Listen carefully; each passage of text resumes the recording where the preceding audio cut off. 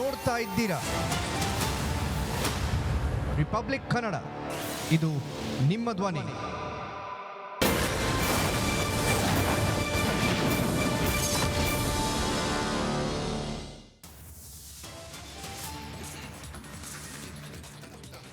KRS ಬೃಂದಾವನ park ಅಭಿವೃದ್ಧಿಗೆ ಅಸ್ತು. PPP ಮಾದರಿಯಲ್ಲಿ 2633 ಕೋಟಿ ದುಡ್ಡು. ಕಾಂಗ್ರೆಸ್ ವಿರುದ್ಧ ಬಿವೈ ವಿಜೇಂದ್ರ ಗುದ್ದು.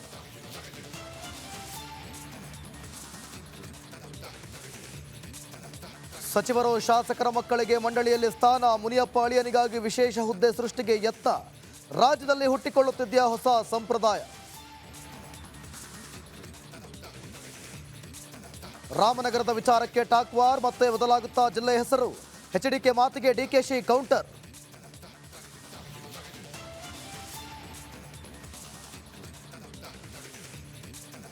ಬೆಂಗಳೂರಿನಲ್ಲಿ ಕಳಪೆ ಮಾಂಸದ ಚರ್ಚೆ. ಎಲ್ಲ ಮಾದರಿ ಸಂಗ್ರಹಿಸಿ ಗುಣಮಟ್ಟ ಪರೀಕ್ಷೆ.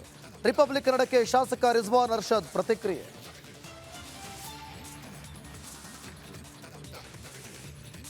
ಕೇಂದ್ರದ ವಿರುದ್ಧ ಚೊಂಬು ಪಾಲಿಟಿಕ್ಸ್. ರಾಜ್ಯಾದ್ಯಂತ ಬೀದಿಗಿಳಿದ ಕಾಂಗ್ರೆಸ್. ಬಜೆಟ್ ಅನ್ಯಾಯ ಖಂಡಿಸಿ ಪ್ರೊಟೆಸ್ಟ್.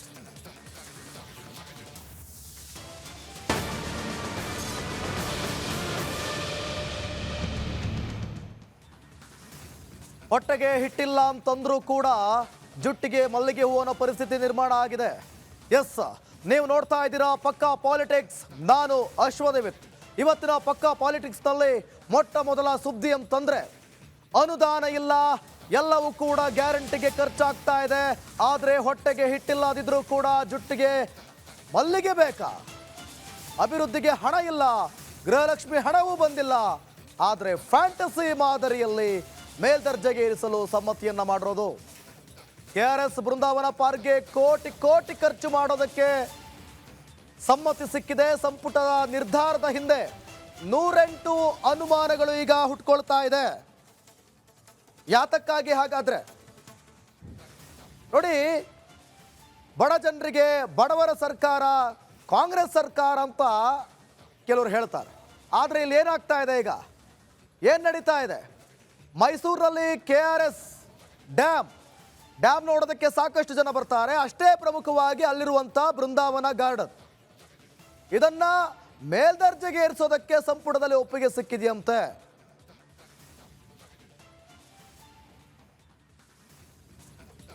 ಸರ್ಕಾರ ಒಂದು ಕಡೆ ಅನುದಾನ ಇಲ್ಲ ಅಂತಂತಿದ್ರೆ, ಇನ್ನೊಂದು ಮಗ್ಗಲಿನಲ್ಲಿ ಬೃಂದಾವನ ಪಾರ್ಕ್ ಅನ್ನ ಮೇಲ್ದರ್ಜೆಗೇರಿಸೋಕೆ ಸಂಪುಟ ಅಸ್ತು ಹೊಂದಿದೆ. ಇದೇ ವಿಷಯ ಈಗ ರಾಜಕೀಯ ಕೆಸರಚಾಟಕ್ಕೆ ಕಾರಣ ಆಗ್ತಾ ಇದೆ.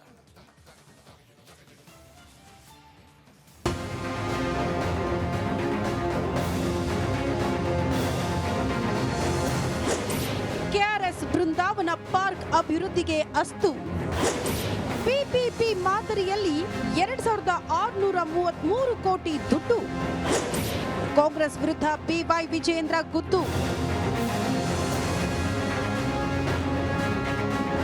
ಸರ್ಕಾರದ ಬಳಿ ದುಡ್ಡಿಲ್ಲ, ಗೃಹಲಕ್ಷ್ಮಿ ಫಲಾನುಭವಿಗಳ ಖಾತೆಗೂ ಕಾಸು ಬಂದಿಲ್ಲ, ಕೇಂದ್ರ ಅಕ್ಕಿ ಕೊಟ್ಟರು ಖರೀದಿ ಮಾಡೋಕೆ ಆಗ್ತಿಲ್ಲ. ಇದಕ್ಕೆಲ್ಲ ದುಡ್ಡಿಲ್ಲ ಅಂತಿರೋ ಕಾಂಗ್ರೆಸ್ ಈಗ ಕೋಟಿ ಕೋಟಿ ವೆಚ್ಚದಲ್ಲಿ ಕೆಆರ್ಎಸ್ ಬೃಂದಾವನ ಪಾರ್ಕ್ ಮೇಲ್ದರ್ಜೆಗೇರಿಸೋಕೆ ಅಸ್ತು ಹೊಂದಿದೆ. ಶ್ರೀರಂಗಪಟ್ಟಣ ತಾಲೂಕಿನ ಕೆಆರ್ಎಸ್ ಬೃಂದಾವನ ಪಾರ್ಕ್ ಮತ್ತಷ್ಟು ಹೈಟೆಕ್ ಆಗಲಿದೆ. ಅದಕ್ಕಾಗಿ ಪಿಪಿಪಿ ಮಾದರಿಯಲ್ಲಿ ಯೋಜನೆ ರೂಪಿಸಲಾಗಿದೆ. 2633 ಕೋಟಿ ಖರ್ಚು ಮಾಡೋಕೆ ಸರ್ಕಾರ ರೆಡಿಯಾಗಿದೆ. ಅದರೊಳಗೆ ಕೆಆರ್ಎಸ್ ಸರ್ಕಲ್ ಹಿಡ್ಕೊಂಡು, ಎಂಟ್ರೆನ್ಸ್ ಗೇಟ್ ಹಿಡ್ಕೊಂಡು, ಹೆಲಿಪ್ಯಾಡ್, ಪಾರ್ಕಿಂಗ್, ಬಸ್ ವಿಲಪ, Kaveri promenade, cascade, entry plaza, grand, ಭಾಳ ಇದೆ. ದೀಸ್ ವೇರ್ ಇದಕ್ಕೆ ನಾವು ಈ ಚೌಕಟ್ಟಿನೊಳಗೆ ಟೆಂಡರ್ ಮುಖಾಂತರ ಸಾರ್ವಜನಿಕ ಖಾಸಗಿ ಸಹಭಾಗಿತ್ವ ಚೌಕಟ್ಟಿನೊಳಗೆ ಅನುಷ್ಠಾನಗೊಳಿಸೋದಕ್ಕೆ ಸಚಿವ ಸಂಪುಟ ಇವತ್ತು ತನ್ನ ಅಪ್ರೂವಲನ್ನು ನೀಡಿದೆ, ತನ್ನ ಅನುಮೋದನೆಯನ್ನು ನೀಡಿದೆ. ಸರ್ಕಾರದ ನಡೆಗೆ ಪ್ರತಿಪಕ್ಷಗಳು ನಿಗಿ ಅಂತಿವೆ. ಗಾಂಧಿ ಕುಟುಂಬಕ್ಕೆ ಕಾಸು ಕಳಿಸೋದಕ್ಕಾಗಿಯೇ ಈ ಯೋಜನೆ ರೂಪಿಸಲಾಗ್ತಿದೆ ಅಂತ ಬಿಜೆಪಿ ರಾಜ್ಯಾಧ್ಯಕ್ಷ ಬಿವೈ ವಿಜೇಂದ್ರ ದೂಷಿಸಿದ್ದಾರೆ. ಕೆಆರ್ಎಸ್ ನಲ್ಲಿ ಅಭಿವೃದ್ಧಿ ಆಗಬೇಕು, ಇನ್ನೂ ಹೆಚ್ಚೆಚ್ಚು ಪ್ರವಾಸಿಗರು ಬರಬೇಕು, ಅದ್ರ ಬಗ್ಗೆ ಎರಡು ಪ್ರಶ್ನೆನೇ ಇಲ್ಲ. ಆದ್ರೆ ಅಭಿವೃದ್ಧಿ ವಿಚಾರದಲ್ಲಿ ಅವರು ಹಣವನ್ನ ಲೂಟಿ ಮಾಡಕ್ಕೆ ಹೊರಟಿದ್ದಾರೆ, ಈಗಾಗಲೇ ಮಾಡಿದ್ದಾರೆ. ಇದು ನಮ್ಗಿರ್ತಕ್ಕಂಥ ಆತಂಕ. ಈಗ ತಿಂದಿರೋದು ಸಾಕಾಗಿಲ್ವೇನೆ ಕಾಂಗ್ರೆಸ್ ಸರ್ಕಾರದವರಿಗೆ? ಇವರು ಪ್ರಾಮಾಣಿಕತೆಯಿಂದ ಅಭಿವೃದ್ಧಿ ಕೆಲಸ ಮಾಡ್ತಾರೆ ಅಂತಕ್ಕಂಥ ಭರವಸೆ ನಮಗಷ್ಟೇ ಅಲ್ಲ, ಅಲ್ಲ, ರಾಜ್ಯದ ಜನತೆಗೂ ಕೂಡ ಹೊರಟೋಗಿದೆ. ಅಭಿವೃದ್ಧಿ ಆಗಬೇಕು, ಆದರೆ ಅಭಿವೃದ್ಧಿ ಹೆಸರಲ್ಲಿ ಹಣ ಲೂಟಿ ಮಾಡೋಕ್ಕೆ ಹೊರಟಿದ್ದಾರೆ, ಗಾಂಧಿ ಕುಟುಂಬಕ್ಕೆ ಹಣ ಕಳ್ಸೋಕೆ ಹೊರಟಿದ್ದಾರೆ.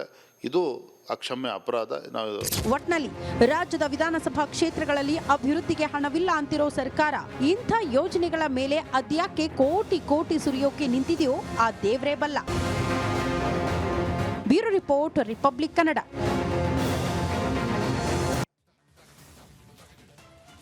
ನೋಡಿ, ನಮ್ಮ ಹತ್ರ ಅದಕ್ಕೆ ದುಡ್ಡಿಲ್ಲ, ಇದಕ್ಕೆ ದುಡ್ಡಿಲ್ಲ, ಸಾಕಷ್ಟು ಇನ್ನೂ ಕೂಡ ಕೆಲಸ ಬಾಕಿ ಇದೆ. ಆದರೆ ಅಭಿವೃದ್ಧಿ ಮಾಡೋದಕ್ಕೆ ಕಾಸಿಲ್ಲ, ಆದರೆ ಬೇಕಿತ್ತ ಫ್ಯಾಂಟಸಿ ಪಾರ್ಕ್. ಬನ್ನಿ, ಸರ್ಕಾರದ ಅದರ ಪರಿಸ್ಥಿತಿ ಯಾವ ರೀತಿ ಇದೆ. ಮೊದಲಿಗೆ ಬೇಕಿತ್ತ ಫ್ಯಾಂಟಸಿ ಪಾರ್ಕ್. ಒಂದು ಕಡೆ ಫ್ರೀ ಭಾಗ್ಯಗಳಿಂದ ಸರ್ಕಾರ ಖಜಾನೆ ಖಾಲಿಯಾಗೋಗಿದೆ.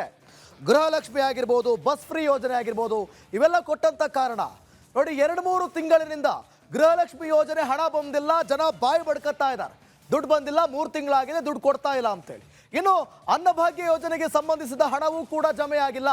ಕೆಲವರಿಗೆ ಜಮೆ ಆದರೆ ಇನ್ನು ಕೆಲವರಿಗೆ ಆ ಹಣವೂ ಕೂಡ ಬರ್ತಾ ಇಲ್ಲ. ಇನ್ನು ಮತ್ತೊಂದು ಕಡೆ ಕೇಂದ್ರವೇ ಅಕ್ಕಿ ಕೊಟ್ಟರೂ ಕೂಡ ಅಕ್ಕಿಯನ್ನ ಖರೀದಿಸಲು ಆಗ್ತಾ ಇಲ್ಲ ಅನ್ನುವಂಥ ಆರೋಪ ಇದೆ. ಸೊ ಅದರ ದುಡ್ಡು ಬರ್ತಾ ಇಲ್ಲ, ಈ ಕಡೆ ಅಕ್ಕಿನೂ ಇಲ್ಲ. ಇನ್ನು ಮತ್ತೊಂದು ಕಡೆ ರಾಜ್ಯದಲ್ಲಿ ಅಭಿವೃದ್ಧಿ ಯೋಜನೆಗೆ ಅನುದಾನದ ಕೊರತೆಯ ನೆಪ ಇದೆ. ಸೊ ಹೀಗಾಗಿ ನೋಡಿ, ಮತ್ತೊಂದು ಕಡೆ ಈಗಾಗಲೇ ಸರ್ಕಾರದ ವಿರುದ್ಧ ಸ್ವಪಕ್ಷೀಯರ ಶಾಸಕರೇ ಸಿಡಿದಿದ್ದಾರೆ, ಕಾಂಗ್ರೆಸ್ ಪಕ್ಷದ ಶಾಸಕರೇ ಸಿಡಿದಿದ್ದಾರೆ. ಜೊತೆಗೆ ಅನುದಾನ ನೀಡ್ತಾ ಇಲ್ಲ ಅಂತ ಸಿಎಂ ಸಚಿವರ ವಿರುದ್ಧ ಮುನಿಸ್ಕೊಂಡಿದ್ದಾರೆ. ನಮ್ಮ ಕ್ಷೇತ್ರಕ್ಕೆ ಅನುದಾನ ಕೊಡ್ತಾ ಇಲ್ಲ ನೀವು. ಸರ್ಕಾರದಲ್ಲೂ ಕೂಡ ಖಜಾನೆ ಖಾಲಿ ಆಯ್ತಾ ಅನ್ನುವಂಥ ಅನುಮಾನ ಈಗ. ಎಲ್ಲವೂ ಕೂಡ ಬಿಟ್ಟಿ ಭಾಗ್ಯಕ್ಕೆ ಸುರಿದು ಈಗ ಸರ್ಕಾರದ ಖಜಾನೆಯಲ್ಲಿ ದುಡ್ಡಿಲ್ವಾ ಅನ್ನುವಂಥ ಪ್ರಶ್ನೆ. ಸೊ ಹಾಗಾಗಿ ಈ ಎಲ್ಲ ಸಂದರ್ಭದಲ್ಲಿ, ಈ ರೀತಿಯಾದಂಥ ಸಂದರ್ಭದಲ್ಲಿ ಫ್ಯಾಂಟಸಿ ಪಾರ್ಕ್ ಬೇಕಿತ್ತ. ಒಂದು ಕಡೆ ಫ್ರೀ ಭಾಗ್ಯಗಳಿಂದ ಸರ್ಕಾರದ ಖಜಾನೆ ಖಾಲಿಯಾಗೋಗಿದೆ, ಈ ನಡುವೆ ಫ್ಯಾಂಟಸಿ ಪಾರ್ಕ್ ಬೇಕಿತ್ತ. ಈ ಬಗ್ಗೆ ಮತ್ತಷ್ಟು ಮಾಹಿತಿಯನ್ನು ಕೊಡ್ತಾರೆ ನಮ್ಮ ಸೀನಿಯರ್ ಕೊಲೀಗ್, ಜೊತೆಗೆ ಪೊಲಿಟಿಕಲ್ ಬ್ಯೂರೋ ಹೆಡ್ ವಿಜಯ್ ಲೈವ್ನಲ್ಲಿ ಜಾಯ್ನ್ ಆಗ್ತಿದ್ದಾರೆ. ವಿಜಯ್, ನೀವು ವಿಜಯೇಂದ್ರ ಅವರನ್ನ ಮಾತನಾಡಿಸ್ತಿದ್ರಿ, ಜೊತೆಗೆ ಎಲ್ಲೋ ಒಂದು ಕಡೆ ಸ್ವಪಕ್ಷೀಯ ನಾಯಕರು ಕೂಡ ಮುನ್ಸ್ಕೊಂಡಿದ್ದಾರೆ ಈ ವಿಚಾರಕ್ಕೆ. ಅದು ಅಲ್ಲದೆ ಈ ಹಿಂದೆ ನಿಮಗೆ ನೆನಪಿರ್ಬೋದು, ಕುಮಾರಸ್ವಾಮಿ ಅವರು ಕೂಡ ಡಿಸ್ನಿ ರೀತಿಯಲ್ಲಿ ಪಾರ್ಕ್ ಮಾಡಬೇಕು ಅದನ್ನು ಅನ್ನುವಂಥ ಮಾತುಕತೆಗಳು ಕೂಡ ಕೇಳಿ ಬಂದಿತ್ತು. ಸೊ ಅದರ ಡೆವಲಪ್ಮೆಂಟಾ, ಅಪ್ಡೇಟಾ, ಅಥವಾ ಏನು ಕತೆ ಇದು? ಯಾರನ್ನು ಮೆಚ್ಚಲಿಕ್ಕೋಸ್ಕರ ಇದು?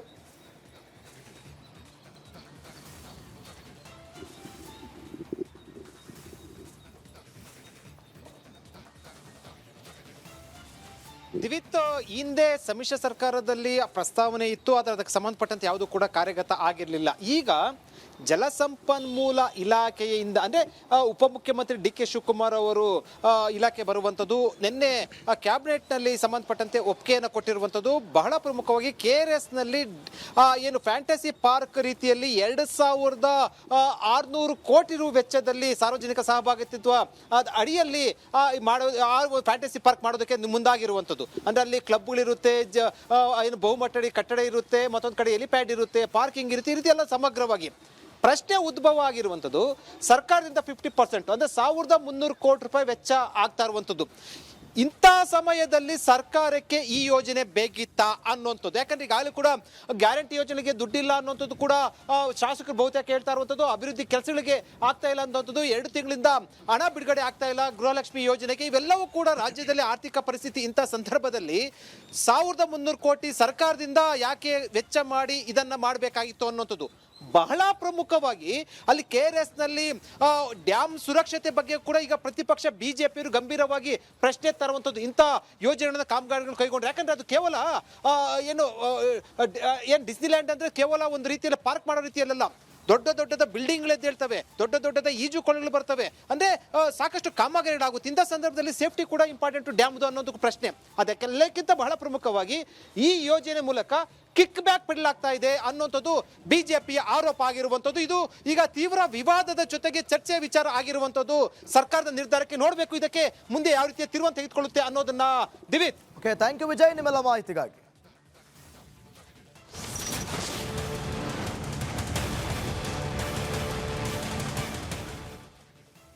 ನೋಡಿ, ನೋಡಿ, ಏನು ಕಳಪೆ ಮಾಂಸವನ್ನ ಮಾರಾಟ ಮಾಡಲಾಗ್ತಾ ಇದೆ ಅನ್ನುವಂಥ ಆರೋಪ ಕೇಳಿ ಬಂತು. ಈಗ ಈ ಒಂದು ಪ್ರಕರಣ ಮತ್ತಷ್ಟು ಬೇರೆ ಬೇರೆ ರೀತಿಯ ಸ್ವರೂಪವನ್ನ ಪಡೆದುಕೊಳ್ತಾ ಇದೆ. ಈ ಬೆನ್ನಲ್ಲೇ ಕಳಪೆ ಮಾಂಸ ಮಾರಾಟ ಕೇಸ್ ಇದೊಂದು ಗಂಭೀರ ವಿಷಯ. ರಿಪಬ್ಲಿಕ್ ಕನ್ನಡಕ್ಕೆ ಶಾಸಕ ರಿಜ್ವಾನ್ ಅರ್ಷದ್ ಪ್ರತಿಕ್ರಿಯೆ ಕೊಟ್ಟಿದ್ದಾರೆ. ಇಡೀ ಪ್ರಕರಣವನ್ನ ಗಂಭೀರವಾಗಿ ಪರಿಗಣಿಸಲಾಗಿದೆ. ದೂರು ಬಂದ ಬೆನ್ನಲ್ಲೇ ಎಲ್ಲಾ ಮಾಂಸದ ಮಾದರಿಯನ್ನ ಪರೀಕ್ಷೆಗೆ ಕಳಿಸಿದ್ದೇವೆ. ಮಾಂಸ ಕಳಪೆ ಅಂತ ಗೊತ್ತಾದ್ರೆ ಶಿಸ್ತು ಕ್ರಮ ನಿಶ್ಚಿತ ಅಂತ ಹೇಳಿ ಶಾಸಕ ರಿಜ್ವಾನ್ ಅರ್ಷದ್ ರಿಪಬ್ಲಿಕ್ ಕನ್ನಡಕ್ಕೆ ಹೇಳಿಕೆಯನ್ನ ಕೊಟ್ಟಿದ್ದಾರೆ. ಮೊದಲಿಗೆ ಏನು ಹೇಳಿದ್ದಾರೆ ನೋಡೋಣ.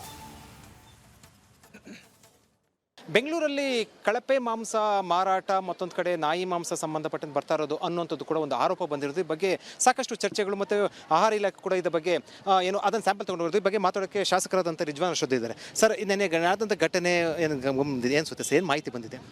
ನನಗೆ ಮಾಹಿತಿ ಬಂದಿದೆ, ಕೆಲವರು ಆಪಾದನೆ ಮಾಡಿದ್ದಾರೆ ಮಾಂಸ ನಾಯಿ ಮಾಂಸ ಇದೆ ಅಥವಾ ನಾಯಿ ಮಾಂಸ ಅಂತಲೇ ಪರ್ಟಿಕ್ಯುಲರ್ ಆಗಿ ಹೇಳಿರ್ತಕ್ಕಂಥದ್ದು ಮಾಹಿತಿ ಬಂದಿದೆ. ಅದು ಗಂಭೀರವಾದಂಥ ವಿಷಯ.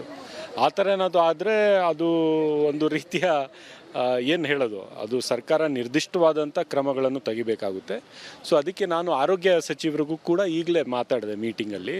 ಅವರು ಕೂಡ ಹೇಳಿದರು, ಎಲ್ಲ ಮಾಂಸದ ಸ್ಯಾಂಪಲ್ ನಾವು ಇದಕ್ಕೆ ಕಳಿಸಿದ್ದೇವೆ, ಮೇಲ್ನೋಟಕ್ಕೆ ಕಾಣ್ತಾ ಇಲ್ಲ ಅಂತ ಬೇರೆ ಅಧಿಕಾರಿಗಳು ಹೇಳ್ತಿದ್ರು. ಆದರೂ ಆರೋಗ್ಯ ಸಚಿವರು ಏನು ಹೇಳ್ತಾ ಇದ್ದಾರೆ, ನಾವು ಇದಕ್ಕೆ ಕಳಿಸಿದ್ದೀವಿ ಸ್ಯಾಂಪಲ್ಲು ಟೆಸ್ಟಿಂಗ್ಗೆ, 7 ದಿನ ಆಗುತ್ತೆ, 7 ದಿನ ನಂತರ ಗೊತ್ತಾಗುತ್ತೆ ಅಂತ. ಸೊ ನಾವು ಕಾದು ನೋಡೋಣ. ಒಂದು ವೇಳೆ ಆ ಥರ ಆದರೆ ಅದು ನಿರ್ದಿಷ್ಟವಾದಂಥ ಕ್ರಮಗಳನ್ನು ತಗೋಬೇಕು. ಇಲ್ಲದೇ ಇದ್ದರೆ ಬೆಂಗಳೂರಿನ ಹೆಸರು ಹಾಳಾಗೋಗುತ್ತೆ ಇದರಲ್ಲಿ. ಯಾಕಂದರೆ ಜನ ಯಾವ ನಂಬಿಕೆ ಇಟ್ಕೊಂಡು ಬಂದು ಆಚೆ ಊಟ ಮಾಡಬೇಕು? ಇಂಟರ್ನ್ಯಾಷನಲ್ ಇಂದ ಬರ್ತಾ ಇರ್ತಾರೆ ಟೂರಿಸ್ಟು ಮತ್ತು ಜನಗಳೆಲ್ಲವೂ ಕೂಡ. ಇದು ಗಂಭೀರವಾದಂಥ ವಿಷಯ. ಸರ್ಕಾರ ಗಂಭೀರವಾಗಿ ಇದನ್ನು ಪರಿಗಣಿಸಿದೆ ಮತ್ತು ಆರೋಗ್ಯ ಸಚಿವರು ಸ್ವತಃ ಮಾನಿಟರ್ ಮಾಡಿ ಎಲ್ಲ ಮಾಂಸದ ಸ್ಯಾಂಪಲ್ಸು ಟೆಸ್ಟಿಂಗ್ಗೆ ಕಳಿಸಿದ್ದಾರೆ. ಸೊ ಅದು ಆದ ನಂತರ ನಾವು ಮಾತಾಡೋಣ. ಒಂದು ವೇಳೆ ಆದರೆ ಆ ಥರ ನಿರ್ದಿಷ್ಟವಾದಂಥ ಕ್ರಮಗಳನ್ನು ತಗೋಬೇಕು ಅಂತ ನನ್ನ ಆಗ್ರಹ. ಈ ಬೆಂಗಳೂರು ಸಭೆಯಲ್ಲಿ, ಶಾಸಕ ಸಭೆಯಲ್ಲಿ ಈ ವಿಚಾರ ಪ್ರಸ್ತಾಪ ಆಯ್ತಾ ಸರ್? ಇಲ್ಲ, ಈ ವಿಚಾರ ಪ್ರಸ್ತಾಪ ಆಗಿಲ್ಲ. ಇದು ಬೆಂಗಳೂರಿನ ಅಭಿವೃದ್ಧಿ ಬಗ್ಗೆ ವಿಶೇಷವಾಗಿ ಬಂದಿರತಕ್ಕಂಥ. ನಾನು ಸಪ್ರೇಟಾಗಿ ಸಚಿವರಿಗೆ ಈಗ, ಯಾಕಂದರೆ ನಿನ್ನೆ ನಾನು ರಾತ್ರಿ ನನಗೆ ಭಾಳ ಲೇಟಾಗಿ ಯಾರೋ ಫೋನ್ ಮಾಡಿದರು, ಮತ್ತು ಬೆಳಗ್ಗೆ ನಾನು ತಿಳ್ಕೊಂಡೆ ಏನಿದು ಅಂತ. ಸೊ ಹಾಗಾಗಿ, ಯಾಕಂದರೆ ಗಂಭೀರವಾದಂಥ ಇಶ್ಯೂ ಅಲ್ಲ, ನಿಮ್ಮ ಗಮನಕ್ಕೆ ಬಂದಿದೆಯಾ ಅಂತ ತಿಳ್ಕೊಂಡೆ. ಅಂದರೆ ಒಂದಷ್ಟು ಜನ ಬಂದು ಅಲ್ಲಿ ಏನು ಆರೋಪ ಪ್ರಾರೋಪ ಮಾಡಿದ್ದು ಹಿನ್ನೆಲೆ ಅದು ಒಂದು ಭಾಗ ಸರ್. ಅದು ದೂರನ್ನು ಕೊಟ್ಟಿರುವಂಥದ್ದು ಯಾರು ಮಾಂಸ ಮಾರಾಟ ಮಾಡ್ತಾರೆ ಮುಸ್ಲಿಂ ಸಂಘಟನೆಗಳ ಒಕ್ಕೂಟ ಒಂದಷ್ಟು ದೂರು ಕೊಟ್ಟಿರೋದು. ಅಂದರೆ ಅದು ಒಂದು ರೀತಿಯಲ್ಲಿ ಆಹಾರ ದೃಷ್ಟಿ ಮತ್ತು ಹೆಲ್ತು ಇವೆಲ್ಲ ಕೂಡ ಇರೋದ್ರಿಂದ ಅದು ಗಂಭೀರವಾದಂಥ ವಿಚಾರಣೆ ಆಗುತ್ತೆ. ಯಾಕಂದರೆ ಅವರು ಮಾಂಸ ಮಾರಾಟ ಮಾಡೋಂಥರ ಕೊಟ್ಟಿರುವಂಥ ಹಿನ್ನೆಲೆಯಲ್ಲಿ ಆ ಟ್ರೇಡರ್ಸು ಇಲ್ಲಿ ಎರಡಿದೆ. ಸ್ವಲ್ಪ ಕ್ವಾಲಿಟಿ ಅಷ್ಟು ಮಟ್ಟಿಗೆ ಸರಿ ಇಲ್ಲ ಅಂತ ಹೇಳೋದು ಒಂದು, ನಾಯಿ ಮಾಂಸ ಅಂತ ಹೇಳ್ಬಿಡೋದೇ ಸಪ್ರೇಟ್ ಅಲ್ವಾ? ಸೊ ಆ ಥರ ಹೇಳಿದ್ರಿಂದ ಇದು ಬೇರೆ ರೀತಿ ಸ್ವರೂಪ ತಗೊಳ್ಳುತ್ತೆ. ಸರ್ಕಾರ ಇದಕ್ಕೆ ಸರಿಯಾದಂಥ ಒಂದು ರೀತಿಯಲ್ಲಿ ತನಿಖೆ ನಡೆಸಿ ಸೈಂಟಿಫಿಕ್ ಆಗಿ ಅದನ್ನು ಪರಿಶೀಲಿಸಿ ಈಗ ಯಾವಾಗ ರಿಪೋರ್ಟ್ ಬರುತ್ತೆ ಆವಾಗ ಮಾತಾಡಿದ್ರೆ ಸರಿ ಇರುತ್ತೆ. ಬಟ್ ಸೀರಿಯಸ್ ಆಗಿ ಈ ವಿಷಯ ಅಂತೂ ತಗೋಬೇಕು ಅಂತ ನಾನು ಪರ್ಸ್ನಲ್ ಆಗಿ ಆಗ್ರಹ ಮಾಡಿದ್ದೀನಿ. ನಾನು ಮಾತಾಡೋಕ್ಕಿಂತ ಮುಂಚಿತವಾಗಿ ಆರೋಗ್ಯ ಮಂತ್ರಿಗಳು ಅದನ್ನು ಗಮನದಲ್ಲಿ ತಗೊಂಡು ಸೀಸ್ ಮಾಡಿಸಿ ಟೆಸ್ಟಿಂಗ್ ಈಗಾಗಲೇ ಕಳಿಸ್ಕೊಟ್ಟಿದ್ದಾರೆ. ಕ್ಯಾಮರಾ ಪರ್ಸನ್ ರಘು ಜೊತೆ ವಿಜಯ್, ರಿಪಬ್ಲಿಕ್ ಟಿವಿ, ಬೆಂಗಳೂರು. ರಾಜಧಾನಿ ಬೆಂಗಳೂರಿನಲ್ಲಿ ಕಳಪೆ ಮಾಂಸವನ್ನ ಮಾರಾಟ ಮಾಡಲಾಗ್ತಾ ಇದೆ ಅನ್ನುವಂಥ ಆರೋಪ ಕೇಳಿ ಬಂದಂಥ ಬೆನ್ನಲ್ಲೇ ಆರೋಗ್ಯ ಸಚಿವರು ಏನ್ ಮಾಡ್ತಿದ್ದಾರೆ ಅಂತ ಸ್ವತಃ ರಿಪಬ್ಲಿಕ್ ಕನ್ನಡ ಪ್ರಶ್ನೆಯನ್ನ ಮಾಡಿತ್ತು. ಈಗ ಆರೋಗ್ಯ ಸಚಿವರೇ ಸ್ವತಃ ಖುದ್ದು ಈ ಬಗ್ಗೆ ಮಾತನಾಡಿದ್ದಾರೆ. ರಾಜಸ್ಥಾನದಿಂದ ಬರ್ತಿರೋ ಮಾಂಸದ ಬಗ್ಗೆ ದೂರು ಬಂದಿದೆ. ನಾನು ಆಹಾರ ಸುರಕ್ಷತಾ ಆಯುಕ್ತರಿಗೆ ಸೂಚಿಸಿದ್ದೆ, ಅವರು ಪರಿಶೀಲಿಸಿ ಲ್ಯಾಬ್ ತಪಾಸಣೆಗೆ ಕಳುಹಿಸಿದ್ದಾರೆ. ಕೆಲವರು ಬೇರೆ ಪ್ರಾಣಿ ಮಾಂಸ ಅಂತ ಆರೋಪಿಸಿದ್ದಾರೆ. ವರದಿ ಬಂದ ನಂತರ ಯಾವ ಮಾಂಸ ಅಂತ ಹೇಳಿ ಗೊತ್ತಾಗಲಿದೆ ಅಂತ ಹೇಳಿ ಆರೋಗ್ಯ ಸಚಿವ ದಿನೇಶ್ ಗುಂಡೂರಾವ್ ಹೇಳಿಕೆಯನ್ನ ಕೊಟ್ಟಿದ್ದಾರೆ. ಏನು ಹೇಳಿದ್ದಾರೆ ನೋಡೋಣ. ಕಳಪೆ ಮಾಂಸ ಮತ್ತು ನಾಯಿ ಮಾಂಸ ಮಾರಾಟ ಸಂಬಂಧಪಟ್ಟ ದೂರುಗಳು ಬಂದ ಹಿನ್ನೆಲೆಯಲ್ಲಿ ಆರೋಗ್ಯ ಇಲಾಖೆ ಎಚ್ಚೆತ್ಕೊಂಡು ಎಲ್ಲವನ್ನು ಕೂಡ ಸ್ಯಾಂಪಲ್ನ ಕಳಿಸಿರುವಂಥದ್ದು. ಈ ಬಗ್ಗೆ ಮಾತಾಡೋಕೆ ಆರೋಗ್ಯ ಸಚಿವರು ದಿನೇಶ್ ಗುಂಡೂರಾವ್ ನಮ್ಮ ಜೊತೆ ಇದ್ದಾರೆ. ಸರ್, ನಾನು ಏನು ದೂರು ಬಂತು, ಏನು ಕ್ರಮ ಕೈಗೊಂಡಿದ್ದು? ನಮಗೆ ದೂರು ಬಂದಿತ್ತು, ಈ ರೀತಿ ಈ ರಾಜಸ್ಥಾನದಿಂದ ಮಾಂಸಗಳು ಬರ್ತಾ ಇದೆ, ಅದರ ಗುಣಮಟ್ಟ ಸರಿ ಇಲ್ಲ ಅಂತೆಲ್ಲ ಹೇಳಿ ಅದರ ಬಗ್ಗೆ ನೀವು ಚೆಕಪ್ ಮಾಡಬೇಕು ಅಂತ ಒಂದು ಬಂದಿತ್ತು. ನಾನು ಅದನ್ನು ಕಳಿಸ್ಕೊಟ್ಟಿದ್ದೆ. ನಮ್ಮ ಇಲಾಖೆಯವರು ಅದನ್ನು ಇನ್ನೇನು ತಪಾಸಣೆ ಮಾಡೋದಕ್ಕೆ, ಸ್ಯಾಂಪಲ್ ತೊಗೊಳ್ಳೋದಕ್ಕೆ ಎಲ್ಲ ತಯಾರು ಮಾಡ್ಕೊಂಡಿದ್ರು. ಅಷ್ಟೊತ್ತಿಗೆ ನಿನ್ನೆ ಯಾವುದೋ ಬೇರೆ ಥರ ಹೇಳಿಕೆಗಳೆಲ್ಲ ಬಂದಿದೆ. ಅದರ ಹಿನ್ನೆಲೆ ಏನು ಅಂತ ನನಗೆ ಗೊತ್ತಿಲ್ಲ. ಆದರೆ ನಮ್ಮವರು ಹೋಗಿ ತಗೊಂಡು ಅದನ್ನು ಈಗ ಪ್ರಯೋಗಾಲಯಕ್ಕೆ ವಿಶ್ಲೇಷಣೆ ಮಾಡೋದಕ್ಕೆ ಕಳಿಸಿದ್ದಾರೆ. ಸೊ ಅದನ್ನೆಲ್ಲ ಒಂದು ಮಾಡಿ ರಿಪೋರ್ಟ್ ಬಂದಮೇಲೆ ನಮ್ಗೆ ಗೊತ್ತಾಗ್ತದೆ, 7-8 ದಿವಸದಲ್ಲಿ ಗೊತ್ತಾಗ್ತದೆ ಅದು ಏನು, ಯಾವ ಥರ ಮಾಂಸ, ಅದು ಕ್ವಾಲಿಟಿ ಇತ್ತಾ ಇಲ್ವಾ.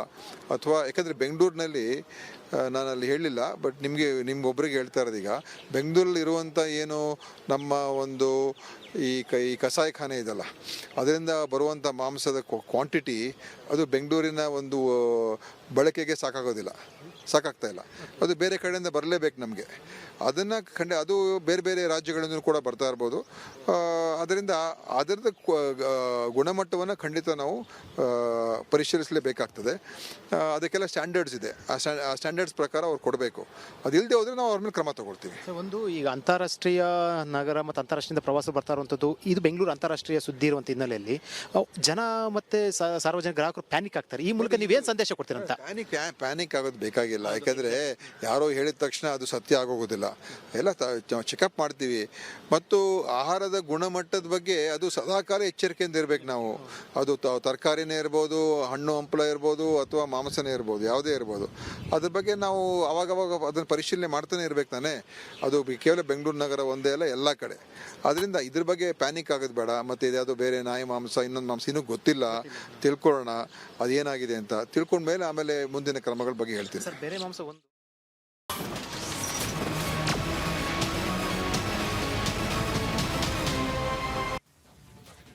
ಇದು ಪಕ್ಕಾ ಪಾಲಿಟಿಕ್ಸ್ನಲ್ಲಿ ನಮ್ಮಲ್ಲಿ ಮಾತ್ರ ತೋರಿಸುವಂತಹ ಸುದ್ದಿ. ರಾಜ್ಯದಲ್ಲಿ, ರಾಜಕೀಯದಲ್ಲಿ ಸೃಷ್ಟಿಯಾಗ್ತಾ ಇದೆಯಾ ಹೊಸ ಸಂಪ್ರದಾಯ ಅಂತ ಹೇಳಿ? ಹೌದು, ರಾಜ್ಯದಲ್ಲಿ ಸೃಷ್ಟಿಯಾಗ್ತಿದೆಯಾ ಹೊಸ ಸಂಪ್ರದಾಯ? ಸಿಎಂ ಸಚಿವರು ಶಾಸಕರ ಮಕ್ಕಳಿಗಾಗಿ ವಿಶೇಷ ಹುದ್ದೆಯನ್ನ ಇವರೇ ಸೃಷ್ಟಿ ಮಾಡ್ಕೊಂಡ್ಬಿಟ್ರ? ಸಚಿವರ ಸಂಬಂಧಿಕರಿಗಾಗಿಯೇ ಸರ್ಕಾರಿ ಹುದ್ದೆಯನ್ನ ಸೃಷ್ಟಿ ಮಾಡಿಕೊಂಡಿರುವಂತ ಅನುಮಾನ ಮೂಡಿಸುವಂತಿದೆ ಸರ್ಕಾರದ ಈ ಹೊಸ ನಡೆ. ರಿಪಬ್ಲಿಕ್ ಕನ್ನಡದಲ್ಲಿ ಮಾತ್ರ ಮೆಗಾ ಎಕ್ಸ್ಕ್ಲೂಸಿವ್ ರಿಪೋರ್ಟ್. ರಾಜ್ಯದಲ್ಲಿ ಹೊಸ ಸಂಪ್ರದಾಯನ ಇದು. ಸಚಿವರು ಶಾಸಕರ ಮಕ್ಕಳಿಗೆ ಇವರೇ ಸರ್ಕಾರದ ಕೆಲಸವನ್ನ ಸೃಷ್ಟಿ ಮಾಡ್ಕೊಂಡ್ಬಿಟ್ರ? ಈ ರೀತಿಯಾದಂಥ ಒಂದು ಅನುಮಾನ ಈಗ ಕ್ರಿಯೇಟ್ ಆಗಿರೋದು ಸಚಿವರ ಮಕ್ಕಳಿಗಾಗಿ ವಿಶೇಷ ಹುದ್ದೆಯನ್ನ ಕಲ್ಪಿಸೋದಕ್ಕೆ. ಹುದ್ದೆಯನ್ನೇ ಸೃಷ್ಟಿ ಮಾಡ್ಕೊಂಡ್ಬಿಟ್ರ? ಹಾಗಾದ್ರೆ ಯಾರು ಹಾಗಾದ್ರೆ ಸಚಿವರು? ಯಾರು ಹಾಗಾದ್ರೆ ಶಾಸಕರು? ಅವರ ಮಕ್ಕಳಿಗಾಗಿ ಇರುವಂತ ವಿಶೇಷ ಹುದ್ದೆ ಯಾವುದು? ಸಚಿವರ ಮಕ್ಕಳಿಗೆ ಕೊಟ್ಟಿರುವಂತ ಸ್ಪೆಷಲ್ ಹುದ್ದೆ ಯಾವುದು?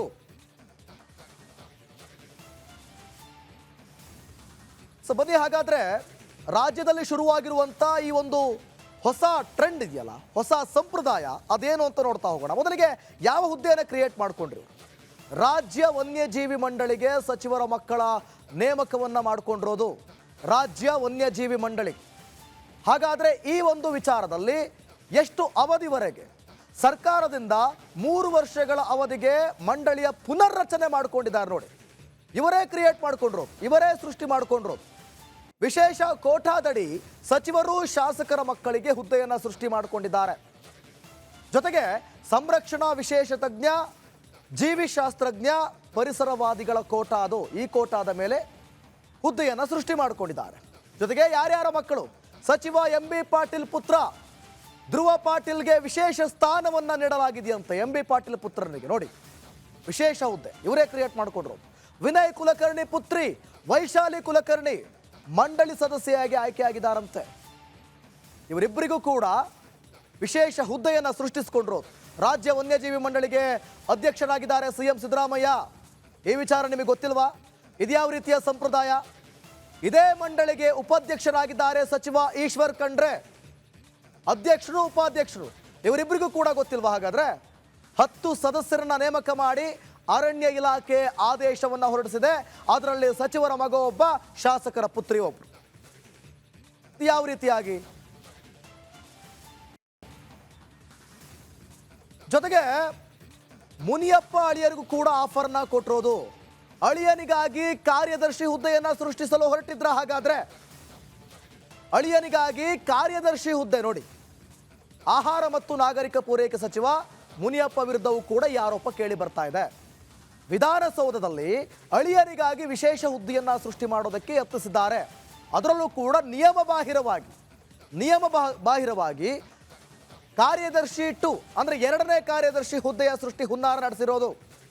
ಅಳಿಯ KC ಶಶಿಧರ್ ಕಾರ್ಯದರ್ಶಿ 2 ಹುದ್ದೆಯನ್ನ ಪಡೆದುಕೊಳ್ಳೋದಕ್ಕೆ ಈ ಹುದ್ದೆಯನ್ನ ಇವರೇ ಸೃಷ್ಟಿ ಮಾಡಿಕೊಂಡ್ರ, ಅದಕ್ಕೆ ಪ್ರಯತ್ನಗಳನ್ನು ನಡೆಸಿದ್ರ, ಸರ್ಕಾರದ ಮೇಲೆ ಒತ್ತಡವನ್ನು ಹೇರಿ ಅಳಿಯನಿಗೊಂದು ಹುದ್ದೆ, ಮಗನಿಗೊಂದು ಹುದ್ದೆ, ಮಗಳಿಗೊಂದು ಹುದ್ದೆ, ಇದ್ಯಾವ ರೀತಿಯಾದಂಥ ಸಂಪ್ರದಾಯ?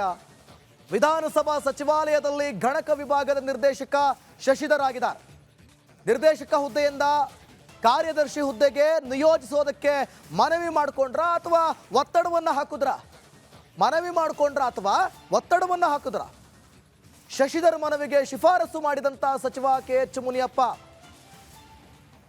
ಶಶಿಧರ್ ಮನವಿ ಮಾಡ್ಕೊಳ್ತಾರೆ, ಅದಕ್ಕೆ ಸಚಿವರು ಶಿಫಾರಸು ಮಾಡ್ಕೊಳ್ತಾರೆ.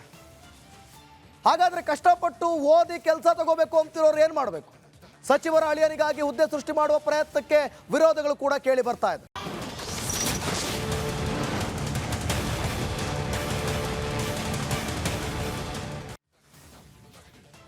Welcome back. ನೋಡಿ, ಇದೇ ಪಕ್ಕಾ ಪಾಲಿಟಿಕ್ಸ್ನಲ್ಲಿ ನಾವು ರಾಮನಗರ ಜಿಲ್ಲೆಯ ಬದಲಾವಣೆಯ ವಿಚಾರವಾಗಿ ಮಾಹಿತಿಯನ್ನ ಕೊಟ್ಟಿದ್ವಿ.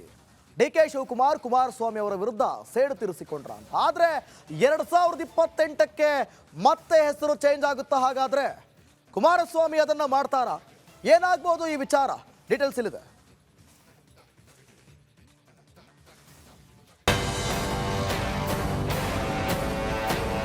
ಬಹುಶಃ 2028 ಒಳಗೆ 28ರವರೆಗೂ ಕಾಯಬೇಕಾಗಿಲ್ಲ. ಮತ್ತೆ ಪುನಃ ಆ ಜಿಲ್ಲೆಯ ಹೆಸರು ರಾಮನಗರ ಅಂತಕ್ಕಂಥದ್ದು ಪುನಃ ಪ್ರತಿಷ್ಠಾಪನೆ ಆಗ್ತದೆ.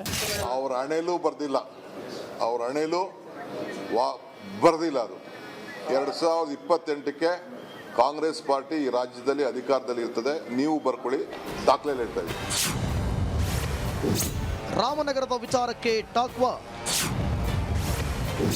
HDK ಮಾತಿಗೆ DKಶಿ ಕೌಂಟರ್. ಅಂದು ರಾಮನಗರ, ಎಂದು ಬೆಂಗಳೂರು ದಕ್ಷಿಣ. 2028ಕ್ಕೆ ಇದೇ ಬೆಂಗಳೂರು ದಕ್ಷಿಣ ಮತ್ತೆ ರಾಮನಗರ. ಹೀಗೆ ಈ ಜಿಲ್ಲೆ ಹೆಸರು ಮತ್ತೆ ಮತ್ತೆ ಬದಲಾವಣೆ ಆಗುತ್ತಂತೆ. ಕೇಂದ್ರ ಸಚಿವ ಕುಮಾರಸ್ವಾಮಿ ಮತ್ತು DCM DK ಶಿವಕುಮಾರ್ ಮಧ್ಯೆ ಇಂತಹದೊಂದು ಟಾಕ್ ವಾರ್ ಶುರುವಾಗಿದೆ. ಹೌದು, ರಾಮನಗರ ಜಿಲ್ಲೆಯನ್ನ ಬೆಂಗಳೂರು ದಕ್ಷಿಣ ಅಂತ ಮರುನಾಮಕರಣ ಮಾಡಲು ಸಂಪುಟ ಅನುಮೋದನೆ ನೀಡಿದೆ. ಇದರ ಬೆನ್ನಲ್ಲೇ ಸರ್ಕಾರದ ವಿರುದ್ಧ ಗುಡುಗಿದ HDK, ರಾಮನಗರದ ಇತಿಹಾಸ ಅವರಿಗೇನು ಗೊತ್ತು ಅಂದರು. ಇದಕ್ಕೆ ಕೌಂಟರ್ ಕೊಟ್ಟ DCM, ನಮ್ಮ ಖ್ಯಾತಿಯನ್ನ ನಾವೇಕೆ ಕಳೆದುಕೊಳ್ಳಬೇಕು ಅಂತ ಕೌಂಟರ್ ಕೊಟ್ಟರು. ರಾಮನ ಹೆಸರಿನಂತೂ ತೆಗಿಯೋಕ್ಕಾಗಲ್ಲ. ರಾಮನಗರದ ಇತಿಹಾಸ ಅವ್ರಿಗೆ ಗೊತ್ತಿದ್ರು ತಾನೆ. ರಾಮನಗರದ ಇತಿಹಾಸ ಗೊತ್ತಿದ್ರೆ ಅದಕ್ಕೆ ಕೈ ಆಗ್ತಿರಲಿಲ್ಲ. ಆ ರಾಮನಗರದ ಹೆಸರನ್ನ ತೆಗಿಲಿಕ್ಕೆ ಹೋಗಿ ಈಗ ರಾಜಕೀಯವಾಗಿ ಪತನ ಪ್ರಾರಂಭ ಆಗುತ್ತೆ ಅನ್ನೋದು ಅಷ್ಟೇ ಹೇಳ್ತೀನಿ ಅಷ್ಟೇ. ಆ ರಾಮನಗರನ ಈ ಭೂಮಿ ಇರೋವರೆಗೆ ಆ ಹೆಸರನ್ನಂತೂ ತೆಗಿಲಿಕ್ಕಾಗಲ್ಲ. ಇವತ್ತು ಬೆಂಗಳೂರು ವಿಶ್ವಮಟ್ಟದ್ದು. ಆ ಹೆಸರನ್ನು ಯಾಕೆ ನಾವು ಹಾಳು ಮಾಡ್ಕೋಬೇಕು? ನಮ್ಮ ಪೂರ್ವಜರು ಇಟ್ಟಂಥ ಹೆಸರನ್ನ, ನಮಗೆ ಬೆಂಗಳೂರು ಜಿಲ್ಲೆನ ನಾವ್ಯಾಕೆ ಹಾಳು ಮಾಡ್ಕೊಳ್ಬೇಕು? ರಾಮನಗರ ಜಿಲ್ಲೆನೇ ಹೆಡ್ ಕ್ವಾರ್ಟರ್ಸ್ ಅಲ್ಲೇ ಇರ್ತದೆ. ಅರ್ಥ ಆಯ್ತಾ? ನಮ್ಮ ಜನಕ್ಕೆ ಒಂದು ಹೊಸ ದಿಕ್ಕನ್ನು ಕೊಡಬೇಕು, ಹೊಸ ಆಲೋಚನೆ, ಒಳ್ಳೆ ವಿಚಾರಗಳು, ಅಭಿವೃದ್ಧಿ, ಇವೆಲ್ಲ ಕೂಡ ನಾವು ಮುಂದಿನ ಜನರೇಷನ್ ಬಗ್ಗೆ ನಾವು ಆಲೋಚನೆ ಮಾಡ್ತಾ ಇದ್ದೀವಿ. ಇದು ರಾಮನಗರ ಹಿಸ್ಟರಿ ವಾರ್. ಆದರೆ 2028ರ ಒಳಗೆ ಮತ್ತೆ ರಾಮನಗರ ಜಿಲ್ಲೆ ಮರುನಾಮಕರಣ ಆಗುತ್ತೆ ಅಂತ HDK ಹೇಳಿದ್ರು. ಇದಕ್ಕೆ ಟಕ್ಕರ್ ಕೊಟ್ಟ DCM, ಅದು ಅವರ ಹಣೆ ಬರಹದಲ್ಲಿ ಬರದಿಲ್ಲ ಅಂತ ಗುಡುಗಿದ್ರು. 2028 ಒಳಗೆ 28ರವರೆಗೂ ಕಾಯಬೇಕಾಗಿಲ್ಲ. ಮತ್ತೆ ಪುನಃ ಆ ಜಿಲ್ಲೆಯ ಹೆಸರು ರಾಮನಗರ ಅಂತಕ್ಕಂಥದ್ದು ಪುನಃ ಪ್ರತಿಷ್ಠಾಪನೆ ಆಗ್ತದೆ. ಅವ್ರ ಹಣೆಯಲ್ಲೂ ಬರ್ದಿಲ್ಲ, ಅವ್ರ ಹಣೆಯಲ್ಲೂ ಬರ್ದಿಲ್ಲ. ಅದು 2028ಕ್ಕೆ ಕಾಂಗ್ರೆಸ್ ಪಾರ್ಟಿ ಈ ರಾಜ್ಯದಲ್ಲಿ ಅಧಿಕಾರದಲ್ಲಿ ಇರ್ತದೆ. ನೀವು ಬರ್ಕೊಳ್ಳಿ, ದಾಖಲೆ ಹೇಳ್ತಾ ಇದ್ದೀವಿ. ಒಟ್ನಲ್ಲಿ HDKಗೆ ಸೆಡ್ಡು ಹೊಡೆದಿದ್ದ DKಶಿ ಕೊನೆಗೂ ಅಂದುಕೊಂಡ ಕಾರ್ಯ ಸಾಧಿಸಿದ್ದಾರೆ. ಇದನ್ನ ಕೇಂದ್ರ ಸಚಿವರು ಅದ್ಯಾವ ರೀತಿ ಎದುರಿಸ್ತಾರೆ, ಇದಕ್ಕೆ ಇನ್ಯಾವ ರೀತಿ ತಿರುಗೇಟು ಕೊಡ್ತಾರೆ ಅನ್ನೋದನ್ನ ಕಾದು ನೋಡಬೇಕಿದೆ. Bureau report, Republic Kannada. Congress ಸರ್ಕಾರ ಕೇಂದ್ರ ಸರ್ಕಾರದ ವಿರುದ್ಧ ಒಂದಲ್ಲ ಒಂದು ರೀತಿಯಲ್ಲಿ ಸಮರವನ್ನ ಸಾರ್ತಾನೆ ಬಂದಿದೆ. ಈ ಹಿಂದೆ ಒಂದು ರೀತಿಯಲ್ಲಿ ಪ್ರೊಟೆಸ್ಟ್ ಅನ್ನು ಮಾಡಿದ್ರು. ಅದೇ ರೀತಿ ಇವತ್ತು ಕೈಯಲ್ಲಿ ಚೊಂಬು ಹಿಡಿದು ಕೇಂದ್ರ ಸರ್ಕಾರ ವಿರುದ್ಧ ರೋಡಿಗಿಳಿದಿದ್ರು ಕಾಂಗ್ರೆಸ್ ನಾಯಕರು. ಏನದು ಸ್ಟೋರಿ ಇಲ್ಲಿದೆ.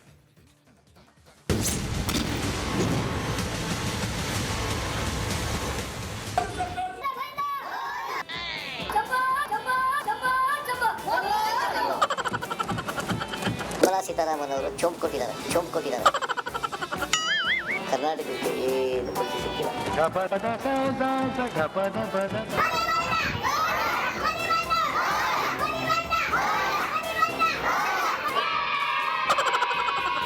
ಡಿಫ್ರೆಂಟು ಅಂದ್ರೆ ಕಾಂಗ್ರೆಸ್ಸು ಅಂದ್ರೆ ಡಿಫ್ರೆಂಟು.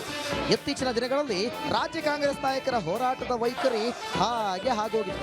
ಈ ಮೊದಲು ಕಿವಿ ಮೇಲೆ ಹೂ ಇಟ್ಕೊಂಡು ಸುದ್ದಿಯಾಗಿದ್ದ ಕಾಂಗ್ರೆಸ್ ನಾಯಕರು ಈಗ ಕೈಯಲ್ಲಿ ಚೊಂಬಿಡಿದು ರಸ್ತೆಗಿಳಿದಿದ್ದಾರೆ.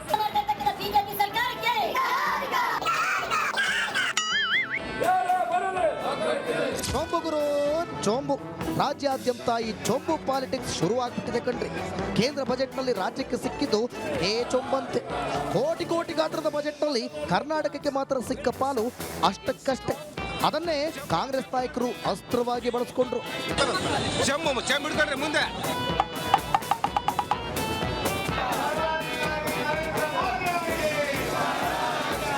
ಮೊನ್ನೆಯಷ್ಟೇ ಕೇಂದ್ರ ಸರ್ಕಾರ ರಾಜ್ಯಕ್ಕೆ ಚೊಂಬು ಕೊಟ್ಟಿದೆ ಅಂತ ಸಿಎಂ ಸಿದ್ದರಾಮಯ್ಯ ಗುಡುಗ್ಬಿಟ್ರು. ಇದರ ಬೆನ್ನಲ್ಲೇ ರಾಜ್ಯದ ಹಲವೆಡೆ ಕಾಂಗ್ರೆಸ್ ನಾಯಕರು ಚೊಂಬು ಹಿಡಿದು ಪ್ರತಿಭಟನೆ ನಡೆಸಿದ್ರು. ಈ ಬಜೆಟ್ ಒಂದು ರೀತಿ ಕರ್ನಾಟಕಕ್ಕೆ ನಿರ್ಮಲಾ ಸೀತಾರಾಮನ್ ಅವರು ಚೊಂಬು ಕೊಟ್ಟಿದ್ದಾರೆ. ಕರ್ನಾಟಕಕ್ಕೆ ಏನು ಕೊಟ್ಟು ಸಿಕ್ಕಿಲ್ಲ. ಆಂಧ್ರ ಮತ್ತು ಬಿಹಾರ 2 ರಾಜ್ಯಗಳಿಗೆ ಅನುದಾನ ಕೊಟ್ಟಿರೋದು ಬಿಟ್ಟರೆ, ವಿಶೇಷ ಅನುದಾನ ಕೊಟ್ಟಿರೋದು ಬಿಟ್ಟರೆ ಬೇರೆ ರಾಜ್ಯಗಳಿಗೆ ಅನುದಾನವನ್ನು ಕೊಟ್ಟಿಲ್ಲ. ಯಾಕಂತಂದರೆ ಅವರು ಪ್ರಧಾನಮಂತ್ರಿಯಾಗಿ ಉಳಿಬೇಕಾದ್ರೆ ಆಂಧ್ರ ಮತ್ತು ಬಿಹಾರಗಳ ಬೆಂಬಲ ಬೇಕು. ಅದಕ್ಕೋಸ್ಕರ ಆ 2 ರಾಜ್ಯಗಳಿಗೆ ವಿಶೇಷ ಅನುದಾನವನ್ನು ಕೊಟ್ಟಿದ್ದಾರೆ.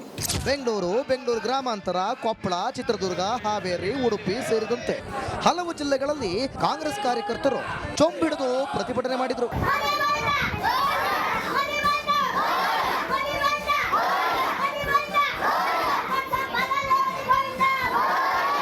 ಕೇಂದ್ರ ಸರ್ಕಾರದ ಮೇಲೆ ಸಮರ ಸಾರಿರೋ ಕಾಂಗ್ರೆಸ್ ಪ್ರೊಟೆಸ್ಟು ಸ್ವಲ್ಪ ಸ್ಪೆಷಲ್ ಆಗಿ ಕಂಡು ಬಂತು. Report Republic Kannada.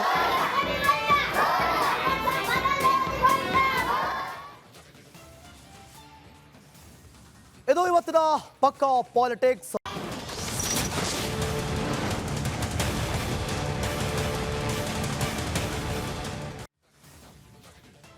Welcome back.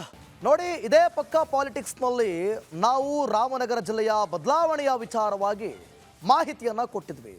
DK Shivakumar Kumaraswamy ಅವರ ವಿರುದ್ಧ ಸೇಡು ತೀರಿಸಿಕೊಂಡ್ರ ಅಂತ. ಆದರೆ 2028ಕ್ಕೆ ಮತ್ತೆ ಹೆಸರು ಚೇಂಜ್ ಆಗುತ್ತಾ? ಹಾಗಾದರೆ ಕುಮಾರಸ್ವಾಮಿ ಅದನ್ನು ಮಾಡ್ತಾರಾ? ಏನಾಗ್ಬೋದು ಈ ವಿಚಾರ? ಡೀಟೇಲ್ಸ್ ಇಲ್ಲಿದೆ.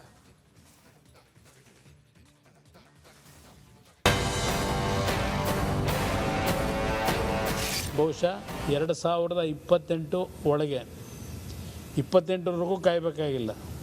ಮತ್ತೆ ಪುನಃ ಆ ಜಿಲ್ಲೆಯ ಹೆಸರು ರಾಮನಗರ ಅಂತಕ್ಕಂಥದ್ದು ಪುನಃ ಪ್ರತಿಷ್ಠಾಪನೆ ಆಗ್ತದೆ. ಅವ್ರ ಹಣೆಲೂ ಬರ್ದಿಲ್ಲ ಅದು. 2028ಕ್ಕೆ ಕಾಂಗ್ರೆಸ್ ಪಾರ್ಟಿ ಈ ರಾಜ್ಯದಲ್ಲಿ ಅಧಿಕಾರದಲ್ಲಿ ಇರ್ತದೆ. ನೀವು ಬರ್ಕೊಳ್ಳಿ, ದಾಖಲೆ ಹೇಳ್ತಾ ಇದ್ದೀವಿ. ರಾಮನಗರದ ವಿಚಾರಕ್ಕೆ ಟಾಕ್ವ. HDK ಮಾತಿಗೆ DKಶಿ ಕೌಂಟರ್. ಅಂದು ರಾಮನಗರ, ಎಂದು ಬೆಂಗಳೂರು ದಕ್ಷಿಣ.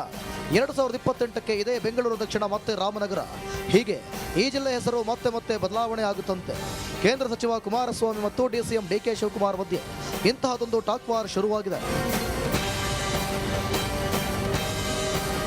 ಹೌದು, ರಾಮನಗರ ಜಿಲ್ಲೆಯನ್ನ ಬೆಂಗಳೂರು ದಕ್ಷಿಣ ಅಂತ ಮರುನಾಮಕರಣ ಮಾಡಲು ಸಂಪುಟ ಅನುಮೋದನೆ ನೀಡಿದೆ. ಇದರ ಬೆನ್ನಲ್ಲೇ ಸರ್ಕಾರದ ವಿರುದ್ಧ ಗುಡುಗಿದ HDK. ರಾಮನಗರದ ಇತಿಹಾಸ ಅವರಿಗೇನು ಗೊತ್ತು ಅಂದ್ರು. ಇದಕ್ಕೆ ಕೌಂಟರ್ ಕೊಟ್ಟ DCM, ನಮ್ಮ ಖ್ಯಾತಿಯನ್ನ ನಾವೇಕೆ ಕಳೆದುಕೊಳ್ಳಬೇಕು ಅಂತ ಕೌಂಟರ್ ಕೊಟ್ಟರು. ರಾಮನ ಹೆಸರಿನಂತೂ ತೆಗಿಯೋಕ್ಕಾಗಲ್ಲ. ರಾಮನಗರದ ಇತಿಹಾಸ ಅವ್ರಿಗೆ ಗೊತ್ತಿದ್ರು ತಾನೆ. ರಾಮನಗರದ ಇತಿಹಾಸ ಗೊತ್ತಿದ್ರೆ ಅದಕ್ಕೆ ಕೈ ಆಗ್ತಿರಲಿಲ್ಲ. ಆ ರಾಮನಗರದ ಹೆಸರನ್ನ ತೆಗಿಲಿಕ್ಕೆ ಹೋಗಿ ಈಗ ರಾಜಕೀಯವಾಗಿ ಪತನ ಪ್ರಾರಂಭ ಆಗುತ್ತೆ ಅನ್ನೋದು ಅಷ್ಟೇ ಹೇಳ್ತೀನಿ ಅಷ್ಟೇ. ಆ ರಾಮನಗರನ ಈ ಭೂಮಿ ಇರೋವರೆಗೆ ಆ ಹೆಸರಿನಂತೂ ತೆಗಿಲಿಕ್ಕಾಗಲ್ಲ. ಇವತ್ತು ಬೆಂಗಳೂರು ವಿಶ್ವಮಟ್ಟದ್ದು.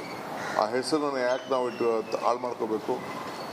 ನಮ್ಮ ಪೂರ್ವಜರು ಇಟ್ಟಂಥ ಹೆಸರನ್ನ, ನಮಗೆ ಬೆಂಗಳೂರು ಜಿಲ್ಲೆನ ನಾವ್ಯಾಕೆ ಹಾಳು ಮಾಡ್ಕೊಳ್ಬೇಕು? ರಾಮನಗರ ಜಿಲ್ಲೆನೇ ಹೆಡ್ ಕ್ವಾರ್ಟರ್ಸ್ ಅಲ್ಲೇ ಇರ್ತದೆ. ಅರ್ಥ ಆಯ್ತಾ?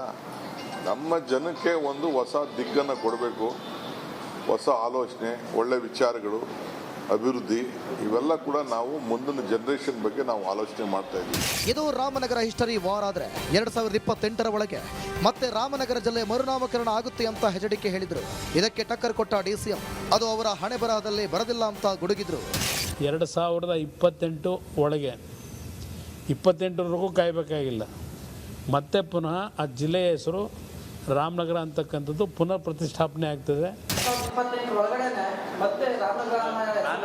ಅವ್ರ ಹಣೆಲೂ ಬರ್ದಿಲ್ಲ, ಅವ್ರ ಹಣೆಲೂ ಬರ್ದಿಲ್ಲ. ಅದು 2028ಕ್ಕೆ ಕಾಂಗ್ರೆಸ್ ಪಾರ್ಟಿ ಈ ರಾಜ್ಯದಲ್ಲಿ ಅಧಿಕಾರದಲ್ಲಿ ಇರ್ತದೆ. ನೀವು ಬರ್ಕೊಳ್ಳಿ, ದಾಖಲೆ ಹೇಳ್ತಾ ಇದ್ದೀನಿ. ಒಟ್ನಲ್ಲಿ ಹೆಚ್ಡಿಕೆಗೆ ಸೆಡ್ಡು ಹೊಡೆದಿದ್ದ ಡಿಕೆಶಿ ಕೊನೆಗೂ ಅಂದುಕೊಂಡ ಕಾರ್ಯ ಸಾಧಿಸಿದ್ದಾರೆ. ಇದನ್ನ ಕೇಂದ್ರ ಸಚಿವರು ಅದ್ಯಾವ ರೀತಿ ಎದುರಿಸ್ತಾರೆ, ಇದಕ್ಕೆ ಇನ್ಯಾವ ರೀತಿ ತಿರುಗೇಟು ಕೊಡ್ತಾರೆ ಅನ್ನೋದನ್ನ ಕಾದು ನೋಡಬೇಕಿದೆ. Bureau report, Republic Kannada. Congress ಸರ್ಕಾರ ಕೇಂದ್ರ ಸರ್ಕಾರದ ವಿರುದ್ಧ ಒಂದಲ್ಲ ಒಂದು ರೀತಿಯಲ್ಲಿ ಸಮರವನ್ನ ಸಾರ್ತಾನೆ ಬಂದಿದೆ.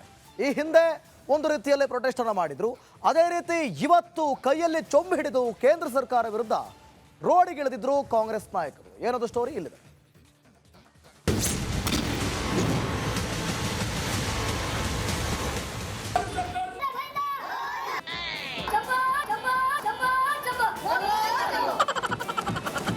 ನಿರ್ಮಲಾ ಸೀತಾರಾಮನ್ ಅವರು ಚೊಂಬು ಕೊಟ್ಟಿದ್ದಾರೆ. ಕರ್ನಾಟಕಕ್ಕೆ ಏನು ಕೊಟ್ಟು ಸಿಕ್ಕಿಲ್ಲ.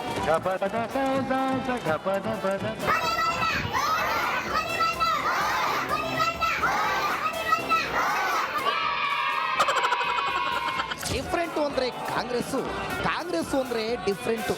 ಇತ್ತೀಚಿನ ದಿನಗಳಲ್ಲಿ ರಾಜ್ಯ ಕಾಂಗ್ರೆಸ್ ನಾಯಕರ ಹೋರಾಟದ ವೈಖರಿ ಹಾಗೆ ಆಗೋಗಿದೆ. ಈ ಮೊದಲು ಕಿವಿ ಮೇಲೆ ಹೂ ಇಟ್ಕೊಂಡು ಸುದ್ದಿಯಾಗಿದ್ದ ಕಾಂಗ್ರೆಸ್ ನಾಯಕರು ಈಗ ಕೈಯಲ್ಲಿ ಚೊಂಬಿಡಿದು ರಸ್ತೆಗಿಳಿದಿದ್ದಾರೆ.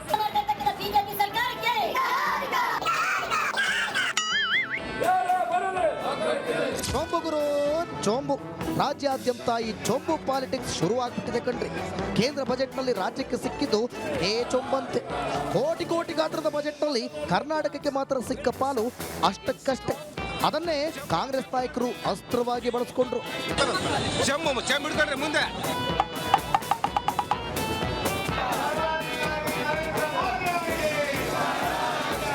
ಮೊನ್ನೆಯಷ್ಟೇ ಕೇಂದ್ರ ಸರ್ಕಾರ ರಾಜ್ಯಕ್ಕೆ ಚೊಂಬು ಕೊಟ್ಟಿದೆ ಅಂತ ಸಿಎಂ ಸಿದ್ದರಾಮಯ್ಯ ಗುಡುಗ್ಬಿಟ್ರು. ಇದರ ಬೆನ್ನಲ್ಲೇ ರಾಜ್ಯದ ಹಲವೆಡೆ ಕಾಂಗ್ರೆಸ್ ನಾಯಕರು ಚೊಂಬು ಹಿಡಿದು ಪ್ರತಿಭಟನೆ ನಡೆಸಿದ್ರು. ಈ ಬಜೆಟ್ ಒಂದು ರೀತಿ ಕರ್ನಾಟಕಕ್ಕೆ ನಿರ್ಮಲಾ ಸೀತಾರಾಮನ್ ಅವರು ಚೊಂಬು ಕೊಟ್ಟಿದ್ದಾರೆ. ಕರ್ನಾಟಕಕ್ಕೆ ಏನು ಕೊಟ್ಟು ಸಿಕ್ಕಿಲ್ಲ. ಆಂಧ್ರ ಮತ್ತು ಬಿಹಾರ್ 2 ರಾಜ್ಯಗಳಿಗೆ ಅನುದಾನ ಕೊಟ್ಟಿರೋದು ಬಿಟ್ಟರೆ, ವಿಶೇಷ ಅನುದಾನ ಕೊಟ್ಟಿರೋದು ಬಿಟ್ಟರೆ ಬೇರೆ ರಾಜ್ಯಗಳಿಗೆ ಅನುದಾನವನ್ನು ಕೊಟ್ಟಿಲ್ಲ. ಯಾಕಂತಂದರೆ ಅವರು ಪ್ರಧಾನಮಂತ್ರಿಯಾಗಿ ಉಳಿಬೇಕಾದ್ರೆ ಆಂಧ್ರ ಮತ್ತು ಬಿಹಾರ್ಗಳ ಬೆಂಬಲ ಬೇಕು. ಅದಕ್ಕೋಸ್ಕರ ಆ 2 ರಾಜ್ಯಗಳಿಗೆ ವಿಶೇಷ ಅನುದಾನವನ್ನು ಕೊಟ್ಟಿದ್ದಾರೆ. ಬೆಂಗಳೂರು ಗ್ರಾಮಾಂತರ, ಕೊಪ್ಪಳ, ಚಿತ್ರದುರ್ಗ, ಹಾವೇರಿ, ಉಡುಪಿ ಸೇರಿದಂತೆ ಹಲವು ಜಿಲ್ಲೆಗಳಲ್ಲಿ ಕಾಂಗ್ರೆಸ್ ಕಾರ್ಯಕರ್ತರು ಚೊಂಬಿಡಿದು ಪ್ರತಿಭಟನೆ ಮಾಡಿದರು.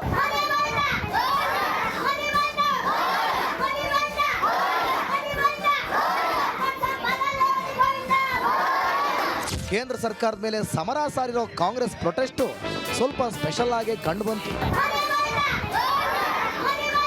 Bureau report, Republic Kannada.